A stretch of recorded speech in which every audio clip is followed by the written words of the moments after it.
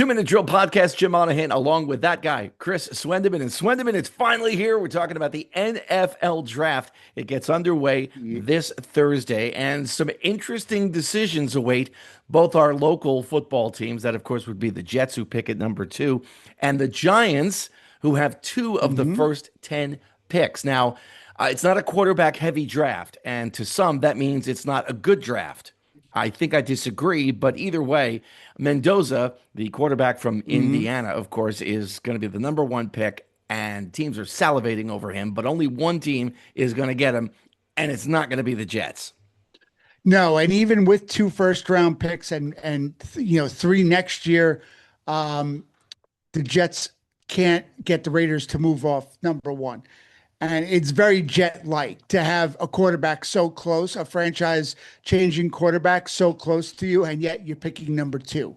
So I think they need to pivot and concentrate on defense for this year. You have a defensive-minded coach. Go defense with at least your first-round pick. See if you can maybe maneuver a little bit with the second pick and pick number 16.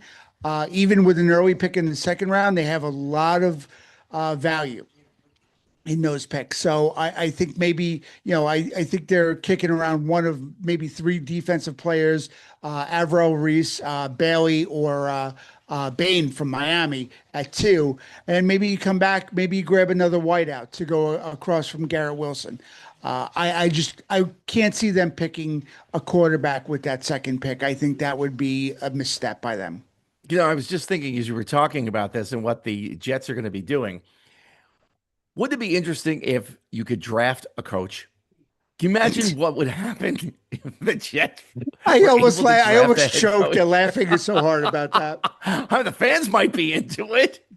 Listen, with the way the Jets coaching searches have gone over the years, and the first year under Aaron Glenn being such an epic disaster, would it be the worst thing in the world if you could draft a coach at number 2 and have your pick of a young coach? I think Jet fans would sign up for that at this point. And I'm thinking, how long is he going to be there?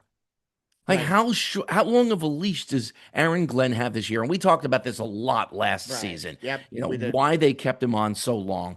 There were other choices out there that they could have made, especially at the end of the season when there were 2 high-quality guys available. Right. And they didn't. So the mind boggles. The Jets are going to jet, that sort of thing. It's the way it is with the Jets. Jets are going to jet. It's the easiest phrase to remember because they prove it right all the time. I think you give Aaron Glenn this year, and if it goes south again, at least you're picking high in next year's draft when it's a very quarterback heavy, led by, that guy with the last name Manning, I heard is pretty good. So you have at least something to fall back on if it goes south this year, once again with Glenn. And then, of course, you look, your coaching search starts over again. But the upside is you have a high-end pick. You have a lot of picks next year to play with. 3 in the first round. It's, and who knows what else maybe between now and then. But I think this year's draft, if they play it right, and next year's draft could really turn the Jets franchise around if they do it right. The big word, and you used it a few times in that sentence right there, the paragraph you were talking right there, is the if. If the season goes south. Right. For me, Chris, it's not a matter of if the season goes south for the Jets. It's when. It's true. I was trying to be a little positive for Jet fans, seeing as we're only going into the draft for this year. And I didn't want to totally rain on their parade, but I think Muji is a really solid GM, and I think he's going to do good things for them. It's just they have to pair him with a good coach. You can talk all you want, and use the Parcells line about buying the groceries, but if you don't have the guy that can cook it and make it cook, then it doesn't do you much good. So I think if it goes south, when it goes south, we're going to use your term. When it goes south, I think you need to move off Glenn sooner than later when it does, and just try to move on and see what you could salvage and build off of for next season. The Giants pick at 5, and then they pick again at 10 Hmm. with the Dexter Lawrence trade there. A lot of people are speculating that with the fifth pick, they're going after that running back from Notre Dame, Yep. Jeremiah Love. What do you see the Giants doing in this draft? I actually think Jeremiah Love is going to go before the Giants get there. I think Tennessee takes him. And then the Giants probably go defense, maybe a Caleb Downs. I could see going to the Giants. I think with Harbaugh, I think if Love falls to them, I think they may grab him because I know Harbaugh does like that, big, strong runner a la Derrick Henry in Baltimore. But I think for some reason I see him going to Tennessee, and then the Giants, maybe their fallback plan is defense, and then maybe another defensive player at 10. And let me tell you something, losing a player like Dexter Lawrence, hard to replace. But if you to get away with the 10th pick in the draft for him, that's a pretty good fallback option. So well done by the Giants and the front office, whether it was the front office or Harbaugh making the final call on that. Great job to get the 10th pick if you're going to lose out on somebody like Dexter Lawrence. Well done. And if you're not able to head to Pittsburgh for the draft itself, paint your face and do all of that stuff, there are not one, not two, but three different ways to watch the NFL draft this year: ABC, Yep. ESPN, and the NFL Network. And they will all have different coverage. They'll have different hosts. So you can choose, or you could watch all three. Like if you're really, really into this and want to multitask, get three screens and put them side by side by side, and you could just go crazy starting on Thursday. Yeah, it's funny you mention that because my subscription service that I have actually lets you put up 4 windows at a time. So I can actually make that happen and still watch the Nick game, which is also going on that night. So if I needed a fourth to, really throw my ADD into overdrive, I could actually throw on basketball and then watch all three coverage at the same time, which, you know what, at some point I may do just to see what it looks like. If you do that, I want video of it. Have your wife take some video of this because I would pay to see this. Oh, absolutely. I mean, it would be, listen, if you think I can get crazy watching one game, me watching three screens of draft coverage and three different types of draft.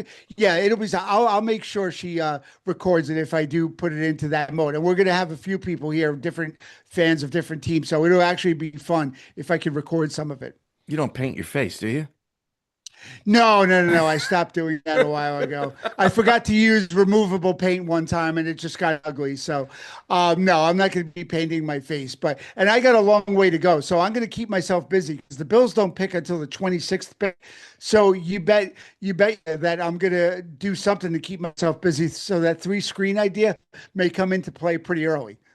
I want to switch over to baseball and touch on something that you mentioned last week. And granted, it's he's been very hot, so it makes all the sense in the world. But right now, as of right now, you are absolutely right. The Yankees have to have Ben Rice in the lineup every day. You can't until he proves you wrong. You cannot platoon this guy. He has to be in there every day. I mean, him and Judge are there pretty much only offense right now. Bellinger's starting to come alive this series against KC over the weekend. Stanton has his, hit or miss, but I mean, this kid can just flat out hit Rice. I love him. I think he's a smart ball player, and I think the upside for Rice, we're only starting to scratch the surface of what this kid can really do in his second full year. And I think by the time we get to maybe the All-Star break, he may be of All-Star caliber. By the end of this season, I think we're going to be talking about Judge being one and Rice being 1A because this kid's just got so much talent. The other thing about Rice is I don't think he should be behind the plate. Put him either, you let him No, D. Well, if you have him DH, what do you do with Stanton? But right. let him play first base, and you keep him in the lineup. Just save his legs. There's no reason for him to be behind the plate. Not when he's hitting like this. No, no, not at all. I mean, you can't take that back. Obviously, you want to get Goldschmidt into the game. I get that. You don't want his bat to be cold for when he does get used, but he's a part-time player. He's on the back end of his career. This kid's ceiling is endless right now. I mean, he is just when he gets up there, anytime he gets a hold of it, you kind of jump and like, oh, I mean, I'm really excited for this kid. And analytics, like I said last week, analytics be damned. Keep this kid in the lineup and let him swing the bat because he's just so talented. And we were also talking last week about parity reaching Major League Baseball and how close the vast majority of teams were to first place in their respective divisions. Except for one. Except for, well, Or a they were couple. okay a week ago, Swenderman. They have doubled they've gone from 4 games out to 8 games out. We're talking, of course, about your New York Metropolitans. What a disastrous streak this has been. As we record this, 11 games in a row, and they're losing in every way imaginable. Close games, blowout games. It doesn't matter. They just can't get out of their own way right now. Beat the Mets, come right up and beat the Mets. I mean, they were so close to winning on Sunday against Chicago.